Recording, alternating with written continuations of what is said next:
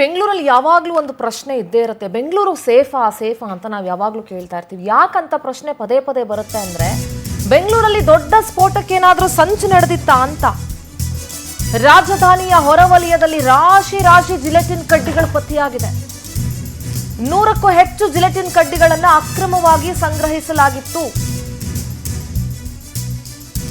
ಎಲ್ಲ ಸ್ಫೋಟಕಗಳನ್ನ ಆವಲಹಳ್ಳಿ ಪೊಲೀಸರು ವಶಕ್ಕೆ ಪಡ್ಕೊಂಡಿದ್ದಾರೆ. ಕೇವಲ ಕಲ್ಲು ಕ್ವಾರಿ ಉದ್ಯಮಕ್ಕಾಗಿ ಸ್ಫೋಟಕಗಳನ್ನ ತಂದಿದ್ರ, ಸ್ವಾತಂತ್ರ್ಯೋತ್ಸವದ ವೇಳೆ ವಿಧ್ವಂಸಕ ಕೃತ್ಯಕ್ಕೆ ಏನಾದರೂ ಸ್ಕೆಚ್ ಹಾಕೊಂಡಿದ್ರ, ಸ್ಫೋಟಕಗಳನ್ನ ತಂದವ್ರು ಯಾರು, ಅಲ್ಲಿಟ್ಟವ್ರು ಯಾರು, ಅಷ್ಟೊಂದು ಎಲ್ಲಿಂದ ಬಂದವು ಜಿಲೆಟಿನ್ ಕಡ್ಡಿಗಳು, ಮಾಸ್ಟರ್ ಮೈಂಡ್ ಯಾರು, ಪ್ರಕರಣ ದಾಖಲಿಸಿಕೊಂಡು ಆವಲಹಳ್ಳಿ ಪೊಲೀಸರು ತನಿಖೆ ನಡೆಸ್ತಾ ಇದ್ದಾರೆ.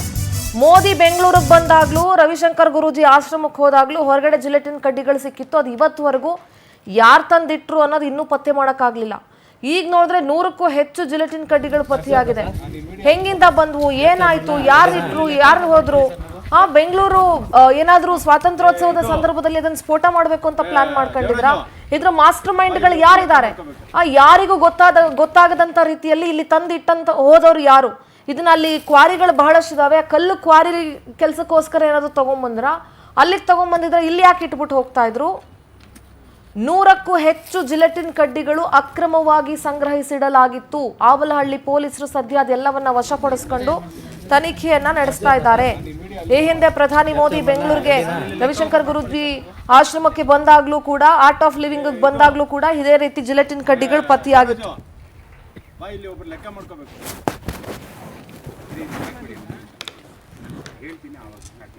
ಕರೆಸ್ಪಾಂಡೆಂಟ್ ವೆಂಕಟೇಶ್ ನೇರ ಸಂಪರ್ಕದಲ್ಲಿ ಜಾಯ್ನ್ ಆಗ್ತಾ ಇದ್ದಾರೆ. ವೆಂಕಟೇಶ್, ಬೆಂಗಳೂರು ಯಾವಾಗಲೂ ಸೇಫಾ ಅಂತ ಪದೇ ಪದೇ ನಮಗೆ ಪ್ರಶ್ನೆ ಬರ್ತಾನೆ ಇರುತ್ತೆ. ಬೆಂಗಳೂರು ಅಂದ್ರೆ it is not only the centre of the city, ಹೊರವಲಯನೂ ಆಗಿರ್ಬೋದು. ಬೆಂಗಳೂರಿನ ಹೊರವಲಯದಲ್ಲಿ ಈಗ 100ಕ್ಕೂ ಹೆಚ್ಚು ಜಿಲೆಟಿನ್ ಕಡ್ಡಿಗಳು ಪತ್ತೆಯಾಗಿದೆ. ಹಲವಾರು ಪ್ರಶ್ನೆಗಳು ಮೂಡ್ತಾ ಇದೆ. ಈ ಹಿಂದೆ ಮೋದಿ ಅವರು ಬಂದಾಗ್ಲೂ ಜಿಲೆಟಿನ್ಗಳು ಪತ್ತೆಯಾಗಿತ್ತು. ಏನೆಲ್ಲ ಡೀಟೇಲ್ಸ್ ಸಿಗ್ತಾ ಇದೆ ವೆಂಕಟೇಶ್ ಈ ವಿಚಾರವಾಗಿ? ಸಿಂಧರ, ಕಳೆದ 1.5 ತಿಂಗಳ ಹಂತದಲ್ಲಿ ದೊಡ್ಡ ಪ್ರಮಾಣದಲ್ಲಿ ಈಗ ಜಿಲೆಟಿನ್ ಮತ್ತು ಸ್ಫೋಟಕ ವಸ್ತುಗಳು ಕೂಡ ಪತ್ತೆಯಾಗಿರುವಂತಹದ್ದು. ಈಗ ಆವಲಹಳ್ಳಿ ಪೊಲೀಸ್ ಠಾಣಾ ವ್ಯಾಪ್ತಿಯಲ್ಲಿ ಪತ್ತೆಯಾಗಿರುವಂತಹ ಈ ಜಿಲೆಟಿನ್ ಕಡ್ಡಿಗಳು ಮತ್ತು ಎಲೆಕ್ಟ್ರಿಕ್ ವೈರ್ಗಳು ಸೇರಿದಂತೆ ಕೆಲವು ಎಲೆಕ್ಟ್ರಾನಿಕ್ ಉಪಕರಣಗಳು ಕೂಡ ಈ ಒಂದು ಕಾಟನ್ ಬಾಕ್ಸ್ ನಲ್ಲಿ ಪತ್ತೆಯಾಗಿರುವಂತದ್ದು. ಸದ್ಯ ಪೊಲೀಸರಿಗೂ ಕೂಡ ಇದರ ಬಗ್ಗೆ ಸಾಕಷ್ಟು ಅನುಮಾನವಿದ್ದು ಇದನ್ನ ತಂದಿಟ್ಟವರು ಯಾರು ಅನ್ನೋದ್ರ ಬಗ್ಗೆ ಕೂಡ ತನಿಖೆಯನ್ನ ಮುಂದುವರಿಸಿದ್ದಾರೆ.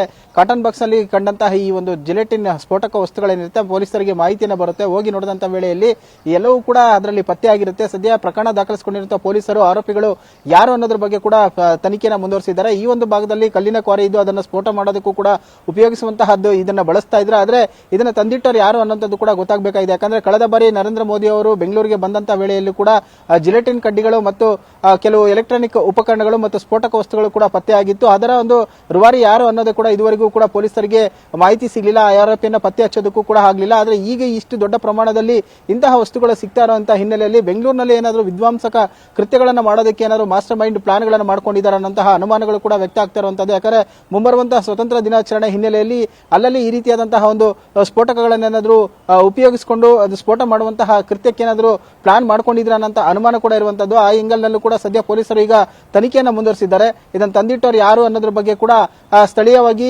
ವಿಚಾರಿಸುವಂತಹ ಕೆಲಸವನ್ನ ಮಾಡ್ತಾ ಇದ್ದಾರೆ. ವೆಹಿಕಲ್ ಗಳಲ್ಲಿ ಏನಾದರೂ ಬಂದು ಹೋಗಿದ್ರಾ ಅಥವಾ ಬೈ ಹ್ಯಾಂಡ್ ಆಗಿ ತಂದಿಟ್ಟು ಹೋಗಿದ್ರಾ ಅನ್ನೋಂಥದ್ದು ಕೂಡ ಸದ್ಯ ಈಗ ಪೊಲೀಸರಿಗಿರುವಂತಹ ಅನುಮಾನ. ಆ ಆಂಗಲ್ ನಲ್ಲೂ ಕೂಡ ಈಗ ಆವಲಹಳ್ಳಿ ಪೊಲೀಸರು ತನಿಖೆಯನ್ನು ಮುಂದುವರಿಸಿರುವಂತಹದ್ದು. ಸಿಂಧುರ. ರೈಟ್ ವೆಂಕಟೇಶ್, ಥ್ಯಾಂಕ್ ಯು ನಿಮ್ಮೆಲ್ಲ ಡೀಟೇಲ್ಸ್ಗಾಗಿ.